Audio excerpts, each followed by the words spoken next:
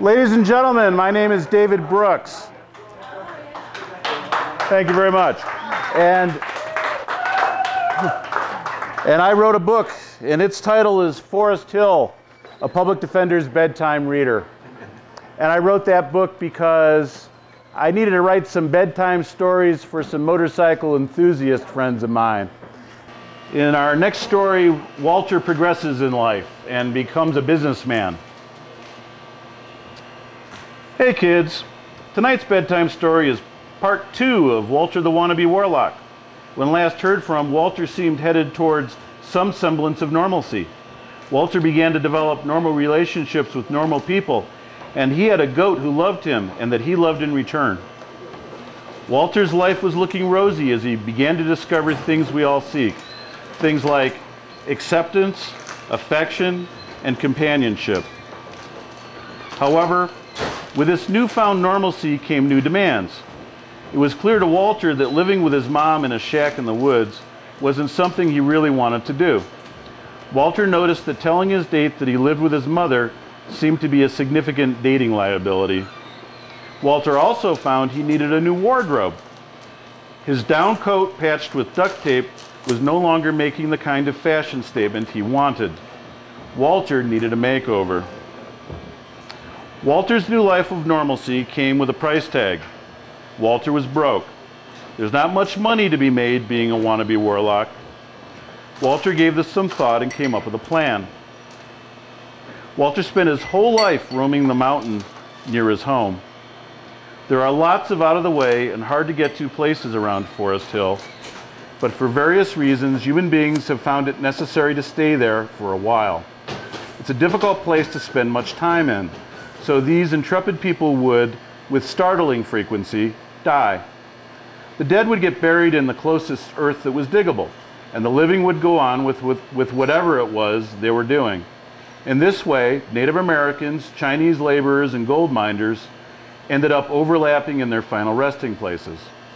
Hundreds of years' worth of dead people would end up laying in what little soft earth happened to be at hand. Walter saw this as an opportunity. Who knew what sort of valuable stuff might be lying in the ground? Walter knew where the old former mining camps had been located. He selected the one that seemed like the largest. Walter took a shovel, a sieve, and a metal detector up into the mountains. He dug a few exploratory holes, and if he could turn the ground, he seemed to be able to locate old burials. Walter found lots of interesting things. Buttons, coins, pipes, a little gold, rusted firearms, household items, you name it. He'd also find ceramic shards, arrowheads, beads, and lots of bone. He bundled his loot up in his backpack and headed to town to think about who might be interested in buying it. Walter knew that people liked to collect this junk. He was amazed at what people were willing to pay for it. Walter went down to the bar to toss a few back and considered his next move. And Eddie was on the next stool. Eddie's a former .com employee who dealt with the big .com bust by moving to Foresthill and staying drunk. People like that don't stand out very much in Foresthill, so it's a likely kind of place for people like Eddie to end up.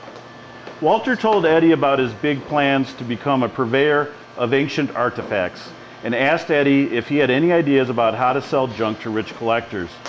Eddie said that for a price of a few beers, he'd set up a website for Walter. That way the collectors would come to Walter so he didn't have to search out buyers. Eddie loaned Walter a digital camera and a wireless laptop, and suddenly Walter was an entrepreneur. Walter didn't have a clue about what the junk was worth, so based on Eddie's suggestions, he listed the items as an auction. They took photos of everything, described them as best they could, set auctions to end in a week, and waited to see what happened. It wasn't long before people began to bid on the stuff. When they didn't outbid each other, Eddie suggested that Walter bid against them. That worked pretty well, and Walter and Eddie were flabbergasted to realize that they could make a lot of money doing this. In particular, a complete clay pot and a skull with an apparent bullet hole seemed highly prized by collectors. This caused Walter to wonder if he should just shoot the other skull he found, but decided that had violated his sense of integrity. After all, he wasn't ripping anyone off. These people were paying for junk of their own free will, and they were even setting their own price for it. Walter figured he probably stood to make more money if he was known as an honest businessman. So he decided to not take any chances, and he didn't shoot the skull. A couple of weeks after the website was up and running, the checks began to arrive. Walter was amazed when the checks cleared, and his business was off to a grand start. Walter made it a habit to check his P.O. box at least once a week. He was checking that box when he was startled by a tap on his shoulder. A guy in an ill-fitting suit asked him if he was Walter. Unfortunately, the man who was asking was investigating the unauthorized removal of Aboriginal artifacts, and he wanted to know where Walter found his junk. Walter's answer was, "Find where to dig for your own junk, I'm not telling you." Well, that was obviously the incorrect answer, because for a guy in a bad suit, he sure could move quickly. Walter found himself handcuffed and arrested and was taken to the local sheriff's substation. There, all kinds of people wanted to talk to him. There were tribal representatives, federal and state Native American affairs representatives, and the local police. All these people had been to Walter's website auction, and all wanted to know where Walter acquired his junk. They even had a pile of broken ceramics that Walter had sold. That's how they knew what his P.O. box was. One of them told Walter that he didn't have to talk to them, but Walter figured he'd go ahead and clear all this up. After all, Walter hadn't stolen anything. He'd only found junk that didn't belong to anyone, and there couldn't really be any harm in that.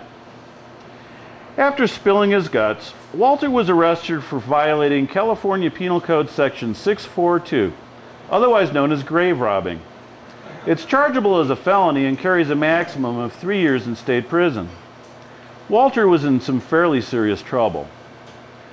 When I became aware of Walter's plight, my first thought was that the DA would have his way with Walter. Walter's admission meant that there wouldn't be too many proof issues. Then I reread the code section for grave robbing a few times. So, what's a grave exactly? Maybe a grave means a church or municipal designated cemetery. Maybe the stuff Walter sold was buried by a natural event and not an intentional interment. Maybe I need expert archaeologists. Maybe the county might have to hire them. On the other hand, maybe we can have Walter help recover and buy back the various items he sold. The DA can figure out who gets them or reburies them, and Walter agrees to assist in any legitimate archaeological organization efforts that might want to locate the indigenous Aboriginal burial sites. Obviously, Walter has a talent for this sort of thing.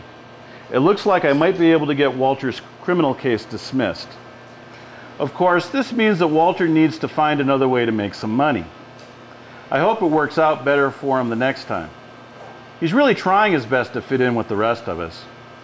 Unfortunately, fitting in is tough to do when you're a wannabe warlock.